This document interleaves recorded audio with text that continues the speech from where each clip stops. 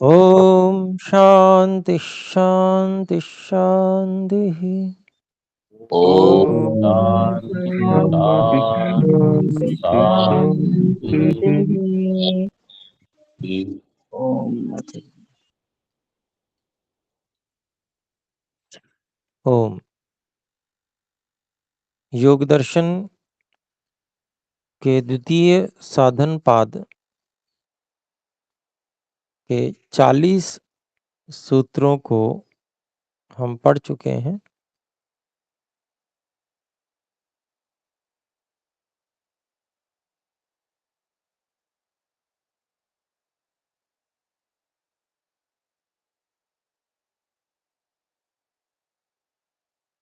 जिसमें कि हम यम नियमों के फलों के विषय में पढ़ रहे हैं।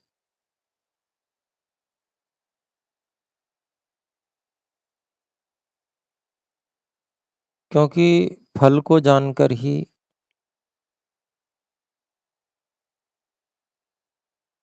लाभ जानकर ही उसके विषय में प्रवृत्ति होती है।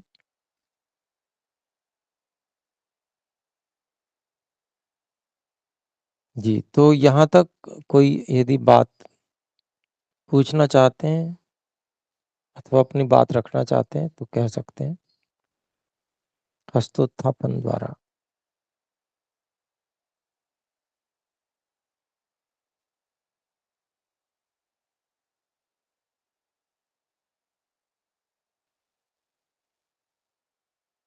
जी, तो हम आगे बढ़ सकते हैं फिर।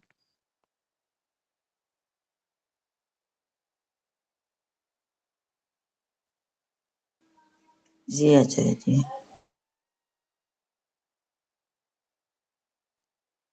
जी धन्यवाद। तो फिर हम 41वें सूत्र की ओर चलते हैं, जो शौच इसका लाभ बताया गया था, उसी का और आगे और भी लाभ बता रहे हैं। शौचात स्वांग जुगुप्सा परेर संसर्ग, ये लाभ तो बताया ही था।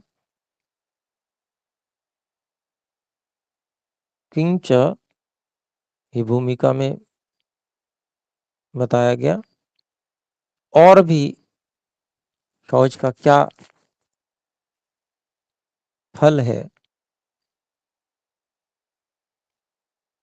सत्व शुद्धि सौमनस्यैकाग्र्य इंद्रिय जय आत्मदर्शन योग्यत्वानि च।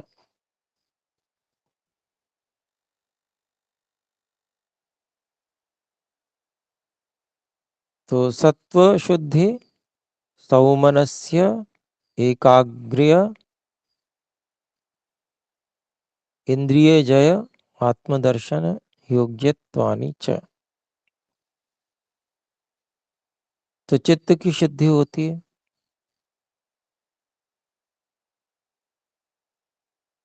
मन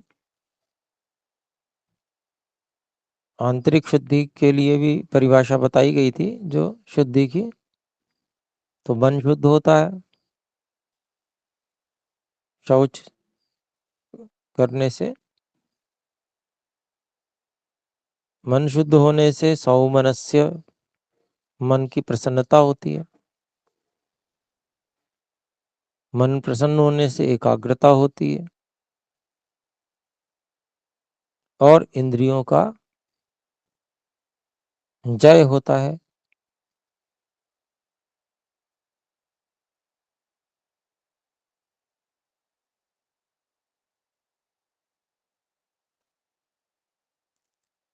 एकाग्रता होने से ही इंद्रियों का जय होता है।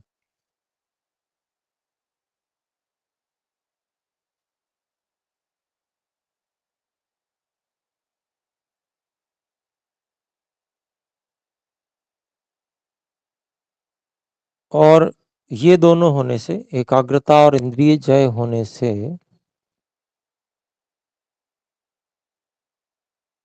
स्वयं को जानने की योग्यता बनती है।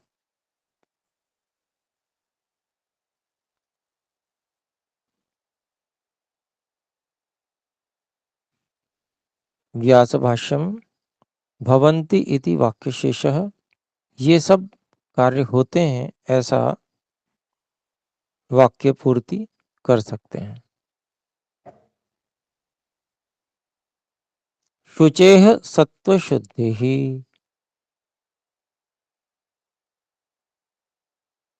मन को साफ रखने से मन शुद्ध होता है। ततः सौमनस्यम, और मन शुद्ध होने से प्रसन्नता होती है, मन की प्रसन्नता होती है।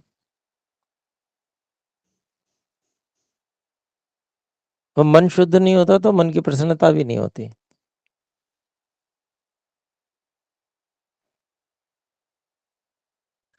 तत एकाग्र्यम, ऐकाग्र्यम।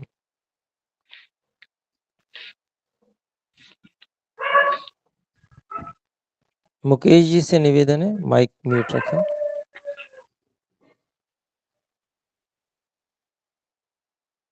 तो जो मन की प्रसन्नता है उससे एकाग्रता होती है। मन प्रसन्न होता है तभी एकाग्र हो सकता है। और ये बात यहाँ ही नहीं बल्कि जो चित्त परिक्रम बताए गए थे वहां पर भी कही गई थी।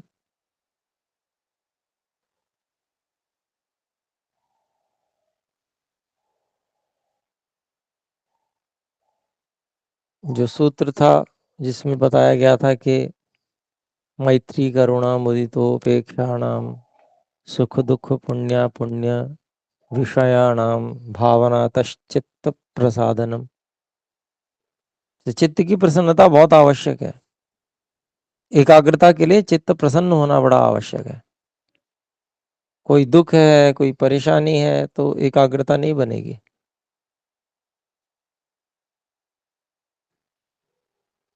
तो मन की प्रसन्नता से एकाग्रता होती है और एकाग्रता से तथा इंद्रिय जय। और जब एकाग्रता हो जाती है तो उससे इंद्रियों पर जय हो जाता है।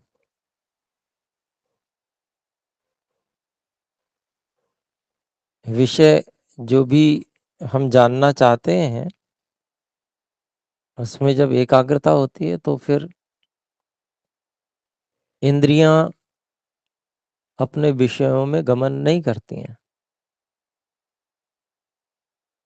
रोक लिया जाता है उनको आसानी से,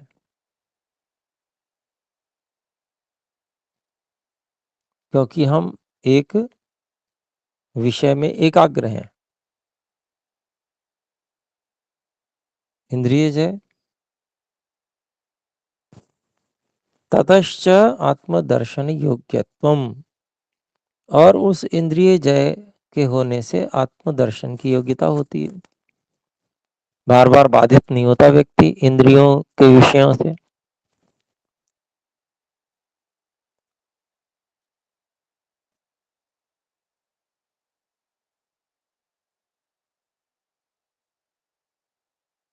बुद्धि सत्वस्य भवति इति एतत् शौचस्थैर्याद् अधिगम्यत इति। तो ये जो आत्म दर्शन की योग्यता बुद्धि तत्व की हो जाती है,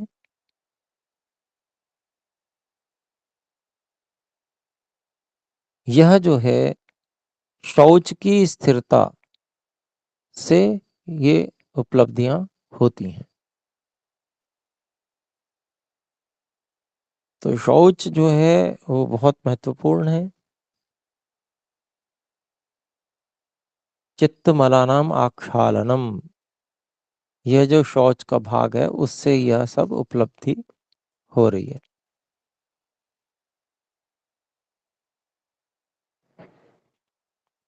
तो अगला सूत्र देखते हैं, 42वां। संतोष इसका लाभ बता रहे हैं। संतोषादनुत्तम सुख लाभ। संतोष से सबसे बढ़िया वाला, सबसे अच्छा वाला,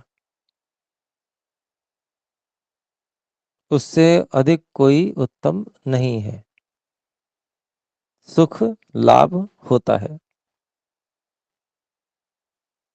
व्यास भाष्यम, इसमें केवल एक श्लोक कहा है महर्षि व्यास जी ने, तथा च उक्तम, और ऐसा कहा भी गया है। यच्च काम सुखं लोके यच्च दिव्यं महत् सुखं तृष्णाक्षय सुखस्यैते नार्हतः षोडशीं कलाम् इति।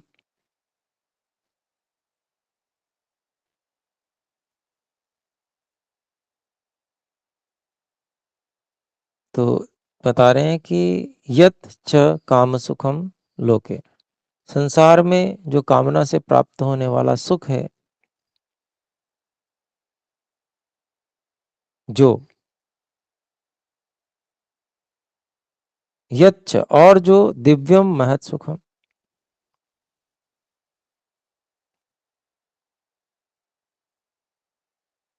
जो दिव्य सुख है,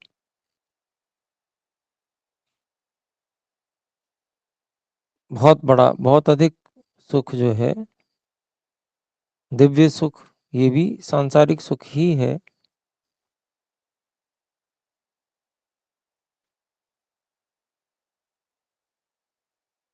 जो ईश्वर की कृपा से अपने कर्मफल के रूप में प्राप्त होता है।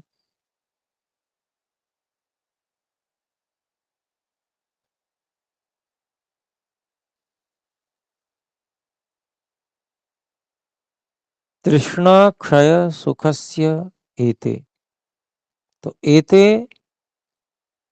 तृष्णा क्षय सुखस्य नार्हतः षोडशीम कलाम। तो ये जो सुख, जिन सुखों के बारे में कहा गया है,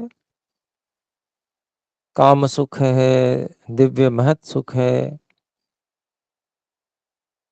ये तृष्णा क्षय सुख की अपेक्षा से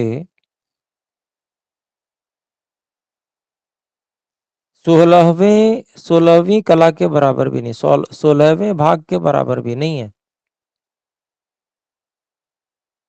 ये जो सांसारिक सुख बताए गए हैं, तृष्णाओं का क्षय हो जाने से जो सुख और शांति उपलब्ध होती है, उसका ये जो इंद्रिय विषय भोग है, ऐसा समझ लीजिए, ये काम सुख है, दिव्य महत् सुख है, ये सब इंद्रिय के विषय भोग हैं। तो इंद्रिय के विषय भोग जो हैं, वो तृष्णा क्षय से जो सुख होता है, शांति उपलब्ध होती है, उसकी अपेक्षा से वे सब सुख मिलकर भी 16वें भाग के बराबर भी नहीं है। और तृष्णा क्षय का जो सुख है, वही संतोष का सुख है।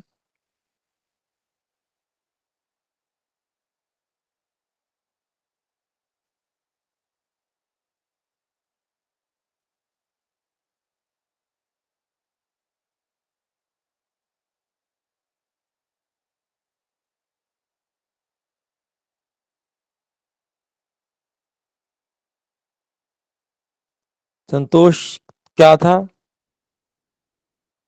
सन्निहित साधनाद अधिकस्य अनुपादित, जो साधन परमात्मा की कृपा से उपलब्ध हो गए हैं, हो रहे हैं,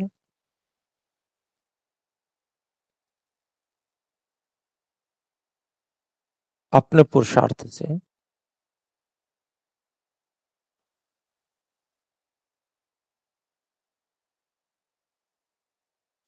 उससे अधिक पाने की कामना न करना, इच्छा न करना, उससे प्रसन्न रहना, उतना बहुत अच्छा है।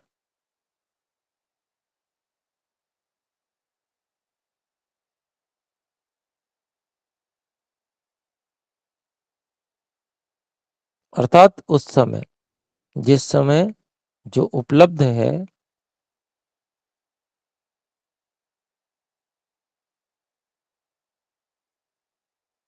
उसको सर्वोपरि समझकर उसी का ग्रहण करना, अपने लिए सर्वोपरि उसी को समझना कि यही जो मेरी आवश्यकता पूर्ति के लिए पर्याप्त है। उस समय ये कल्पना नहीं करना कि इतना अच्छा होता, और अच्छा होता तो कितना अच्छा होता। इस तरह की कल्पना करने से व्यक्ति फिर संतुष्ट नहीं रह पाता है।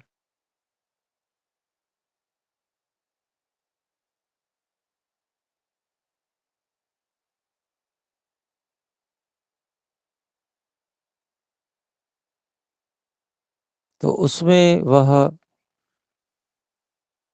ऐसा नहीं है कि वो फिर भविष्य के लिए और पुरुषार्थ और ना करे, योजना ना बनाए। वो अच्छी बात है, वो भी करे, लेकिन जिस समय पुरुषार्थ करने का समय है, उस समय के लिए है वह। जिस समय जो प्राप्त हो गया और उसका उपयोग करना है, तो उस समय उससे अधिक की इच्छा नहीं करेगा व्यक्ति, यही संतोष है। तो ये कब हो पाता है? तब हो पाता है जब तृष्णा क्षय हो जाता है। जो हाय हाय की प्रवृत्ति होती है कि ये भी होता तो अच्छा होता, ये तो अभी कम है, या ये क्वालिटी अच्छी नहीं है, इत्यादि।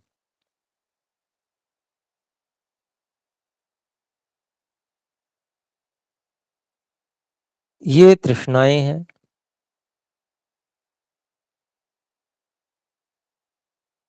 तो आगे बढ़ते हैं, देखिए। ये तो संतोष से लाभ हो गया, फिर उसके बाद तप से क्या लाभ होगा उसको 43वें सूत्र में देखते हैं।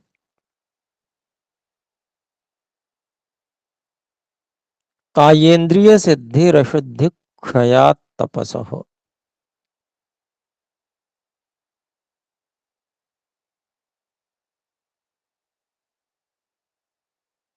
तप करने से शरीर और इंद्रियों की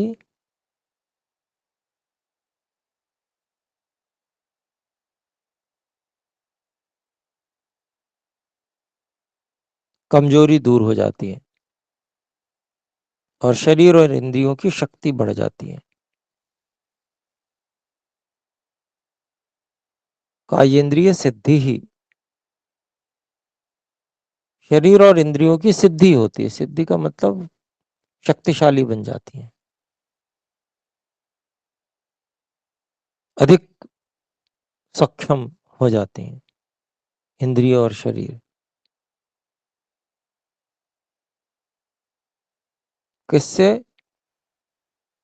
तप के द्वारा अशुद्धि का क्षय हो जाने से।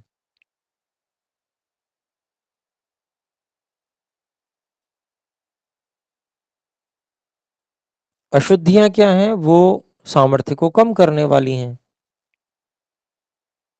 तो शरीर और इंद्रिय में अशुद्धियां होती हैं, तमोगुण इत्यादि की।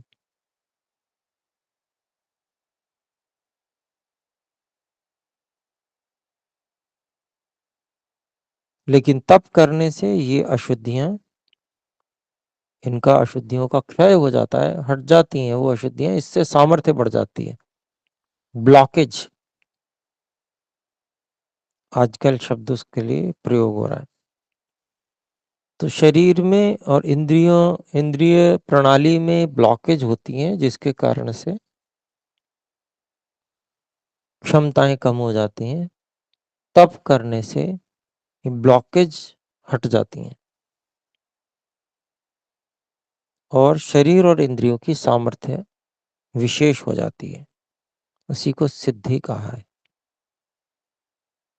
तो यहाँ देखें 43वें के भाष्य को, व्यास भाष्यम निर्वर्त्यमानमेव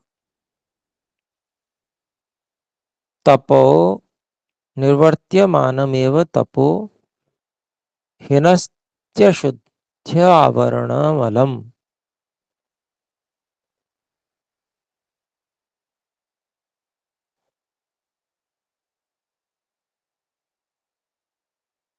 किया जाता हुआ जो तप है, सिद्ध किया जाता हुआ तप कह ले, निर्वर्त्यमानम एव तपः।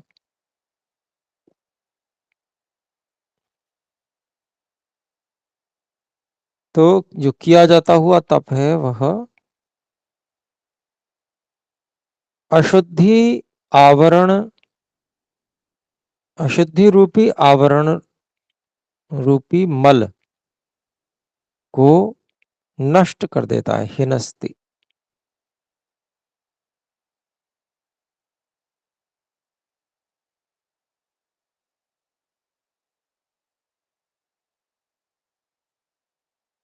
आगे कहते हैं तदावरण मल अपगमात काय सिद्धि ही अणिमा आद्या।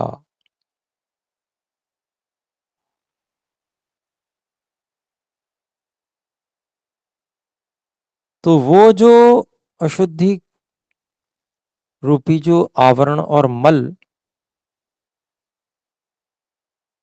उसके हट जाने से काय सिद्धि, शरीर की सिद्धि प्राप्त होती है, अणिमा आदि।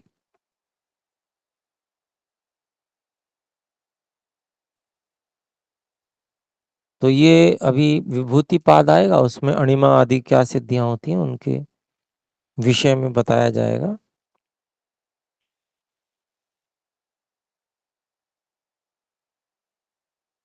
अणिमा भवति अणु, छोटा हो जाता है इत्यादि।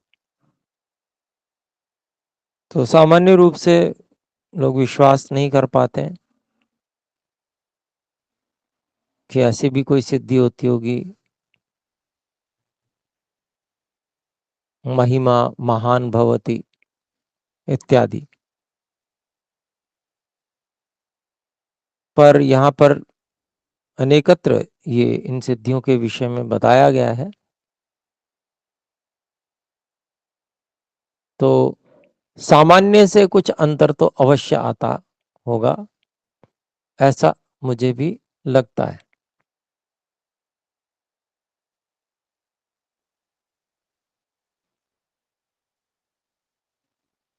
शरीर को इच्छा के अनुसार, यानी कि उसकी कुछ प्रक्रिया होगी, प्राणायाम इत्यादि, प्राणों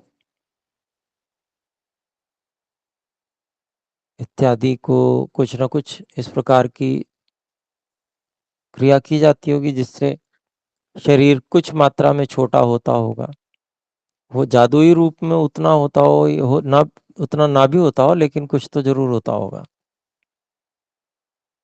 ऐसा, कि वो सामर्थ्य है शरीर में नहीं रहती है अशुद्धि आवरण मलों के कारण से। तो जब अशुद्धि आवरण मल इनको हटा दिया जाता है तो इस प्रकार की कुछ सिद्धियां प्राप्त होती हैं। इसके आगे कहते हैं तथेंद्रिय सिद्धिर दूरात श्रवण दर्शन आज्येति।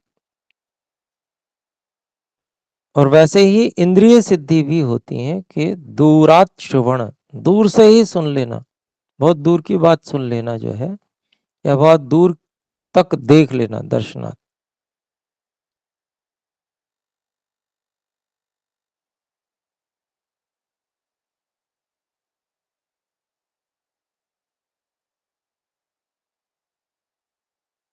आदि जो इंद्रिय सिद्धियां हैं वो भी प्राप्त होती हैं।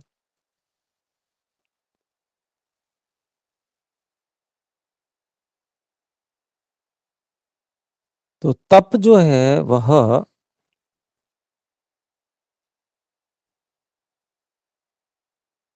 ये सब सिद्धियां प्राप्त कराने वाला है।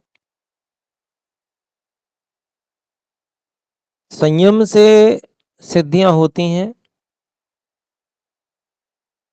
और संयम करने से बहुत सारी जानकारी प्राप्त हो जाती है। अब यदि व्यक्ति तप नहीं करेगा तो जानकारी बेकार है, क्योंकि जानकारी तो केवल जानकारी है। उसके अनुसार व्यवहार करेगा, वो सब कार्य करेगा, तब वो सिद्धि प्राप्त होगी। तो संयम और तप, ये दोनों चीजें मिलकर सिद्धि प्राप्त कराएंगे।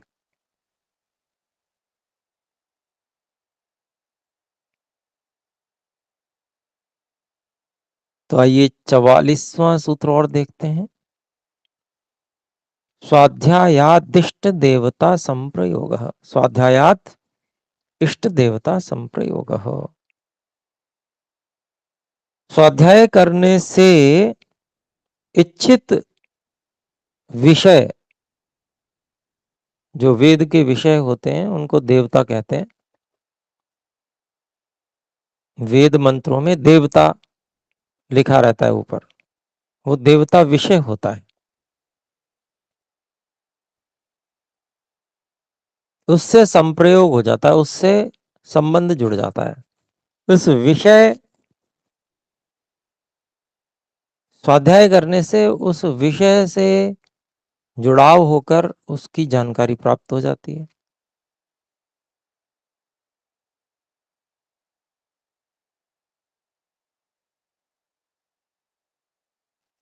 महर्षि व्यास जी के भाष्य को देखें। देवा ऋषयः सिद्धाश्च स्वाध्यायशीलस्य दर्शनम गच्छन्ति। तो जो देव अर्थात विद्वान हैं, ऋषि हैं, और जो सिद्ध विशेष योग्यता वाले लोग पहले हुए थे,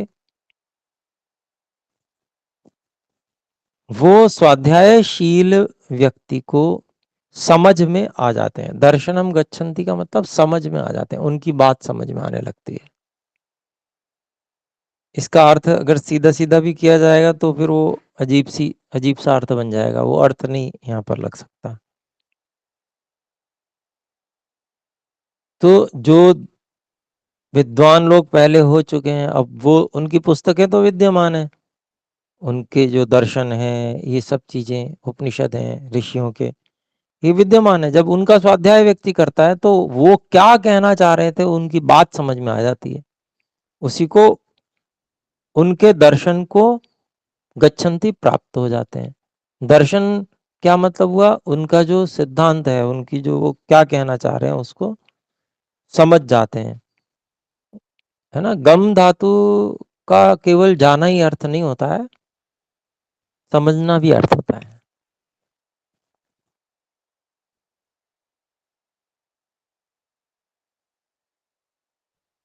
कार्ये चास्य वर्तन्त, और इसके काम आने लगते हैं। भाई जब सिद्धांत समझ में आ जाएंगे तो फिर कार्य में भी आ जाएंगे। कोई सत्य सिद्धांत समझ में आ जाएगा तो फिर वो व्यवहार में आने लगेगा, उसको लाभ होगा, वैज्ञानिक खोजें करने लग पड़ेगा। ये है यहाँ पर इसका अभिप्राय।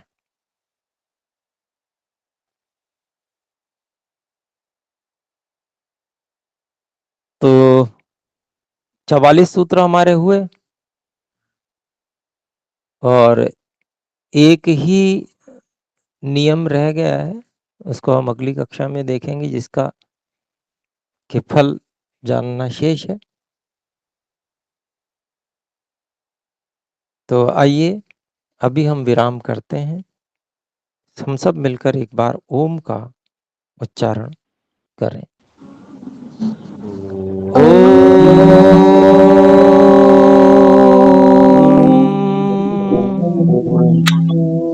नमस्कार। सादर प्रणाम सर्वेभ्यो गुरुजी। नमः।